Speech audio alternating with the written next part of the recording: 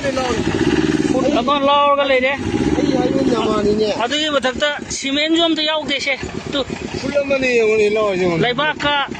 stone das ka nungga. Yung yaw de bide ko wala hibi na. Kamu na makakamay daw ah. Katasa nga dia. Ako di ko tong niya. Yung hapa niya. Ano ka simen yung tunganay na slab. Si gari jutu sige gari massage yung tang ni yung gi sing thak na ba kau bari. Si National Highway langjing achobada saba drain ni NSIDCL na NSIDCL na saba matamda akoina thungan mapaji fajana chetna sabiu haibada moina government gi estimate ta yaude adugi budget ta leite haduna moina drain je chanbiramme hajik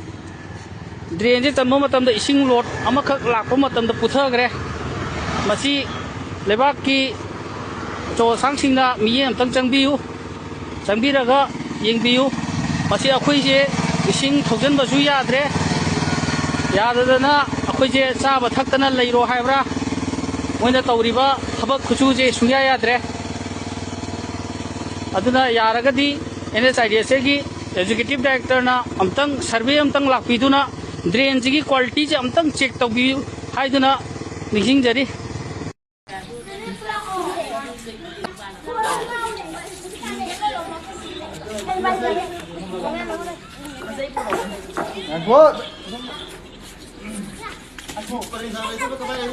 Paling salah po. Somda. Somda kakaram na pamam sangsil. Ya tadu di.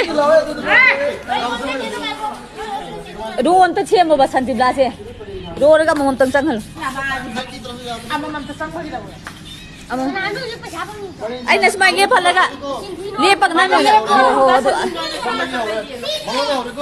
Adumain pareng lepo. Amam din jate. Mamo ta sayam tarim. Siapa na ye? Bumili ka din lepo. Lepo.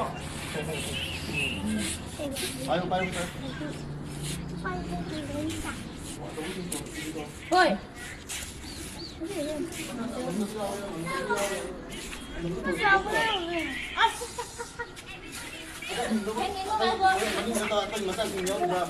Yaudra.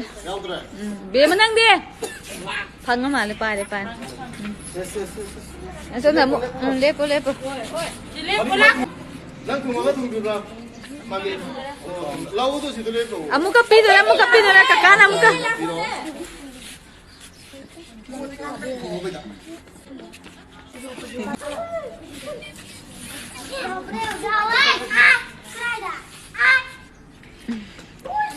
Ase masa sing ko. Aso ko din namin ulo no. Aso ko di. Nate dasi che.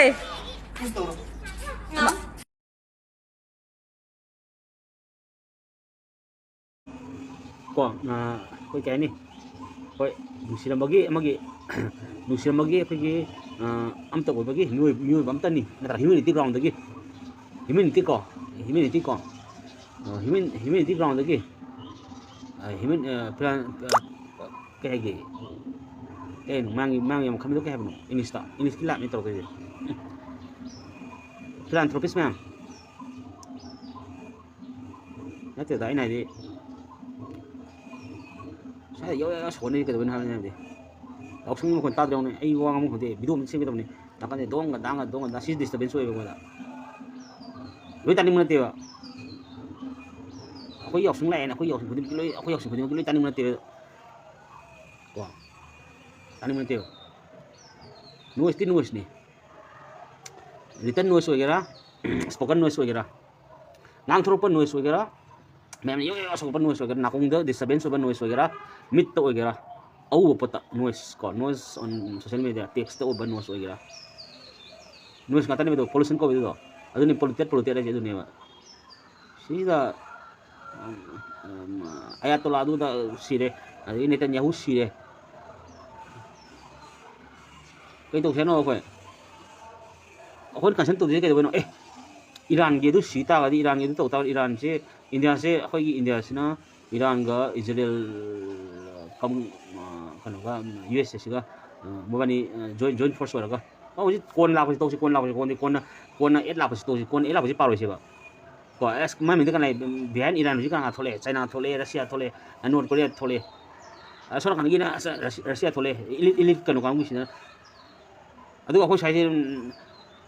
space place ka space place teacher ko ko Switzerland sa Switzerland le santi pam kangu santi am pam kangu Sweden gumba Sweden gumba Switzerland gumba sa sera ba ko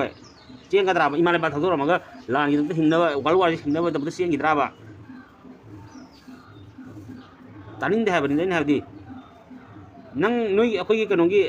system te personal way ji ka da ha ni da nusi ba kamu na nusi Iran isal nang sida sida kamini gi kanong tro noi thai ne ya ta ni phare burka to bikini ga lai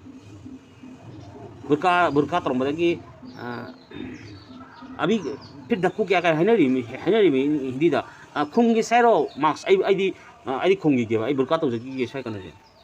से बुरका आम पले ने त कनो community सोए film lakh तक कनो बा मनी पुरु से कमेंट खोलन सिगी दिखन दे दुगा आव ममी यूएस संग जंजन दना इजराइल संग जंजन दना ओइरों इजराइल दो या मोजेट मोम सिंगुलेते हाय यार बनी दा कोइ से ता इजराइल की संगी ता खनजर पदो माना hanya lakukan hal itu. Kadang sekali itu kada orang lain lam sigi kan usang losin dia, begitu aja. Cuma yang yau dia orang ni. Wati wari itu teman mana. Aku cuma macam yau tu betul. Kalau ini mana. Walau tahu kena hal itu dah. Walau tahu orang sangat huri lagi terus. Hanumi memang bisa kaya lagi terus. Angang memang taban ni thali raba. Warna Middle East tak. Kena Eastern tak. Kena sih tak. Eastern kan Western kan sida sorry Eastern kan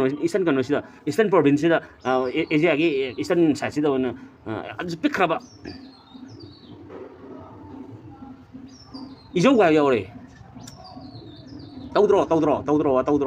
manu sida mate ne khangini mai thona ko khangini like si noi dang pa ita to noi dang yeng bisa tok kono hai ne di ma pangan ni hai ne ta mai pangan do ti ko pa mi ma gi ba mai personality ne ko na thagalo to sina sei sino sai oi gera kanu suni oi gera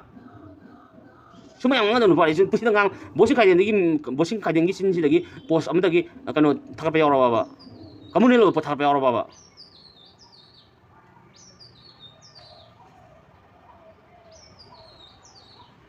Sunni wagera kanu wagera sahi wagera adu wagera akabar lapo wagera kanu seperti berjen hur phangba heaven da jannat ta adu phangni ura baba phangni adu kanu pi kanu adu reno da sidra pra bai ma sidra dro du ma sidra dro silo social media loi thina kani ya ne kan yau sile ri ngana are kanu gi newly appointed ba kanu gi tanah sadu sile hari Sini saya aku irang sakane juga benar ni dah. Ma panggan ni ma adu ni habai nanti. Oro aku ni misang tu riwa kan untuk kanan hamni ni nanti. Kau tu boleh swai sih tu ni aku ni Manipur sih, wal lah tu ni concern tu dia. Wal lah tu ni aku loi sokan ni kau mau India tu kau semana neutral loh na diplomasi siapa dia loh. India tu either on the side kau. Pare ni cumi kau. Aku Modi su hendak Israel selalu Israel deman lain mahek lebih tu ni tu kini ngalaga mana Israel hamara Israel is the fatherland. India is the motherland. Kalau sini kau ada dadalela. Adu ya bro kau. Adu kau entertain tu berapa? Soalnya aku gini hai pot sisi tu. Aku masih kena le belas dah. Aku gini hai di kerana kene. Nanti sini mana tu difference mana sini betul kau apa? Facebook tu ni betul ni. Facebook social media tu ni. Asyik mau ground level aku kena nanti. Selalu nanti ba. Nang pau yung ma ko si pau lo yung pau si aram si yung AI gi pau sum yung kapsat na kare no es pau game la gaming oi dora nang research ko thni do nang research Burj Khalifa mi cha kare no kai no ara ko ta mi cha kare Saudi ga kano ya na nate Saudi ga Iran ga sia na sorry Saudi ga Iran ga sia na nate Saudi ga Iraq ga sia na no man thai ga wal le kai le ga ta ming se ko Iraq se kano gini almost kano ni Pakistan ga Afghanistan khani kana ma sing do ko aku Pakistan Afghanistan bisa sangi kedua nama namda aku Rahman deket sesuai itu semua tu pasal menduga kita reko aku bolos ko seri bolos to Rahman deket aku bisa sangi kedua cuma post tapi kayak nomor independen maju kan tan jadi ko hari India Pakistan lain indah bagi Pakistan Afghanistan khani je series ko yaw ya ri ba adu yaw de su adu si world gi oba kanu ni na world gi oba kanu isum thola ni series ko meeting pang ba ni meeting pang di moral support ha ga dra na tar ga favor ha ga dra ko favorable moi na khari hen ga ta thoi ga dra sa chale hai bai sum da sa ga no hai bai si ba sa ga ko loi khang ya ko loi pa ri ni english wa ga hindi wa ga sanskrit urdu wa ga oi how to translate si kai hai ni yo si ko thi bi ngam mi ba thut lau bo si Iran ni du ni la ko Iran ka no Israel ga yana dra kai to se no kai to yana dri no Jerusalem ta ni tro nogi ka nogi monotheist ka gi भगवान एक है खुदा एक है आमीन amen यहूदी कांगू मुस्लिम कांगू यहूदी नि हालंगनि को यहूदी क्रिश्चियन मुस्लिम नों हरपो जे मिडल इस्ट हरपो नि जेरुसलेम हरपो नि जेरुसलेम के दु कनो इजराइल ले सिंगरे अदु ना बा इजराइल सिटी इजराइल ले सिंग इजराइल के ले सिटी ने को इजराइल कांगू कदु नि सिटी नो मोजात फाना जाखो सनो कदु नि सिटी नो हारो 이랑 사살 이랑 사갈래요 구독 손님이 왜 이거 시험 강대요 사람한테 밈 시험 들라이네 사람한테 페이스북에 아는 거 폴리시 나왔다는 리커멘데이션 뭐 스페셜리 이거 아이나 아마이만 아우 셰터로 들어야 빨리 이거 들어가야 돼 실 빠시는 거 걸리도 가도 너희 민pan 그러네 레가이 pan 그러고 머니푸르기 레가이 pan 리롱 pan 그러고 그 샤팟 pan 그러고 알리 카미니 네네 카미니 팔람베 야후 네탄 야후 팔람베 kan ada gini ya Venezuela kan pala mbaya even Saddam Hussein pala mbaya Al Qaeda kan pala mbaya pala idana tu khoi kan no mai adu soni to kedoi habri da adu nang khoi Manipur se lebe sunna ta India se lebe amta na ta post ni pan no adu soi to kedoi habri da kedoi no haba maram do haro ba kedoi no la hai ro la sam ningon ma cha ne kan khoi ro ningon ma cha ra du bo 빨리 world war 시 폭다 거기 많이 거기 인디아들이 이렇게 인디아 is very 인디아에서는 과일이 세고 배 자가니 이제 오리세 인디아들이 레이저 거세 능 파다 빠면서 거기 인디아들이 인디아는 레인디네 거기 레인데서 우파이들 레이베타 로일람 전 모함들 레이타 레이타 빠다리더라 인디아는 나더리 메만 나더라 차이나 록선 게들이 거기서 록선 비 아니네 픽 페이 누파이 때문에 거기 산나 따면 그라 피에서 거기 마와로 되는 농사 기대 후이는 싸고 후이나 후이죠 깔리 바파다라 뭐에 로일람 뭐에 cái khả năng người ta bảo nông sản khả năng người ta bảo và thiếu tàu nó đúng là thiếu tàu nó bảo ngã cái nông này nó mà bắt thằng nó mua khả năng này tàu đi xe India là thôi ôi nông này mới có mùi gì nè nuôi cái dầu ra cái nào nuôi hay dầu rồi thằng này 혹시 로이네 혹시 페이지 빨리 메시지 메다 이게 파절 오이 로이 강이네 로이네 로이 다 오 그리고 내가 샤터로가 또도 빠질 때 오이 아주 뿌려먹기 또 콤셀라가 빠라 오 어디다가 손나가는 손하기니 손하기니 또 심어 땅에 심어 다들었다가리 밈소 있다가리 심어 땅에 심어 무슨 이기 다가리 뭐지 가닉 오병감니 할포도 다들어 보는 거니 봐 nang je ne tao soi ko uncle driver yang si ko uncle driver soi ko no uncle driver no pakhat ko sai ga sing de be kana no thadra man kita apa sih uncle driver respect to jike respect to dari ma education adu dia na te ko yam honestly to je ba yaad ha nupa ni ma muslim ka ngudi wegera amade wegera ko adu ni nu si je adu bu uncle driver no pakhat li do mana kuwait le gera UAE de le gera emirate ama any emirate am de le gera any arab emirate am de le gera ko kuwait le gera abu dhabi de le gera natra qatar de le gera dubai de le gera mana ko ha uncle da betul kuwait tu boleh kira abu dhabi tu boleh kira UAE gi ini emirate country am dalai sano emirate state am dalai sano mana pakali tu kedo no as bombar sona kan su bom intercept to bugi tu makha da yok te su thari thadare high alert lo thokre thadari po to US thadar nanti minang bo noi bo thadari bom do US gi air base le ba kamu dum thadar na Iran ka thai na tro ade muslim lam thadar ko la po de be du di 세시 너희 작전 요새는 만 바클리도 그래도 보이는 하는 데는데 아마 저 얼마 그 루시 비 있고 누가 되고 그래도 그 보이는 만 누시는 게 아주 아주 그 샤워 보대 그 샤워 보대 간호 알리 카미니 시비다 미미 갑자 보게 되고 처음이 롤 모델 포스터 무슨 팀 파제 포스터 광서 거기 알리 카미니 포스팅 타이 masih kalam kide yes adu posta islamic revolution kan putrokon kan Islamic revolution 그다음에 가민이 떨미두고 아니 가민이 떨미두고 아주 마나 세시 사우디들 레바 마나 사우디들 레바 앙클 기도 US나 bomba to bana temi 가민이 레기더라도 가민이 메자노 빠드나 뉴리 에포이테 시그러바드서 강대 저마저 셔들 암 빠우지 암다 다저데 아주 다들어 범들이 막 거기 제리도 하이 엘로이도 아메리카나 가도 보기 두바이다 다들어 들이 범 아메리카나 가도 보기 쿠웨이트 다들어 들이 이스라엘 가도 보기 다들어 들이 이스라엘 또 디세 네탄야후 시그라메트로 베자민 네탄야후 시그라메트로 그다음에 애들이 할로 하고 주고 애들이 풀 잡을 게 거기 가도 이스라엘 ям 먼저 있다도 투 보니 이가 걸려요 거기도 손이 봐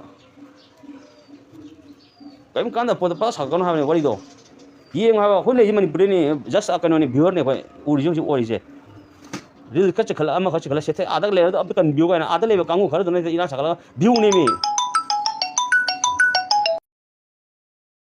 그러니까 비오니고 딸도 뭐네 딸도 비오니 아랍들 레보 이거라 두바이들 레보 이거라 사우디들 레보 이거라 애니 ko adi irang yang dalam ni sul lam irang yang dalam ngatani ko UAE o gira mo irang yang dalam ni ko iran di western posi ade yes represent to wedi dong ta ko nupi da di khawang ani nupi sing di khawang burkha set la ba ko burkha to bikini gai le gre ko adi khar nungayam dable adu su ngasai arab no suni sai adu sa ta thang kan tong ko adu ai na di ko man mo thadari do man pa khali ko in do hai ela la ko in do ಅದು ಇಸ್ರೇಲ್ಗೆ hi ನತೆ Israel ಎದೆ ತರಕನಿ American ಎದೆ ತರಕನಿ ಹಮತೆ ಕೋ Iran ತರಕನಿ ಕಿಬೆ ko jinjeli angkal dai baru kan tabiru kapi giba kapi angkal dai baru kap khido pakhatanang ko jing sibani ko jodum celebration ko celebration ko pi ko jo no ai no ai te sibani no kaduri sibani no ido jani na natra mai te me jani na hai tare manipur pangal ni ham pan gam ni na 오이롱 아두고 너희 시시 커뮤니티 너희 시 강강이다 아마 저 오늘 너희 도시게 들어게 거기로 들어 너무 너무 시들어래 버린 warware 시계라 아마 시계라 시들어래 버린 시시는 양 바가지 되나 아두 warware 그냥 나 이제 거기 너희 가나 양게 하동나 러시아나 잘 버는 하니 이제 이 투가나 나 아두는 나와 러시아 오디가 아두 이모션 차가 이거 세디메 차가 나와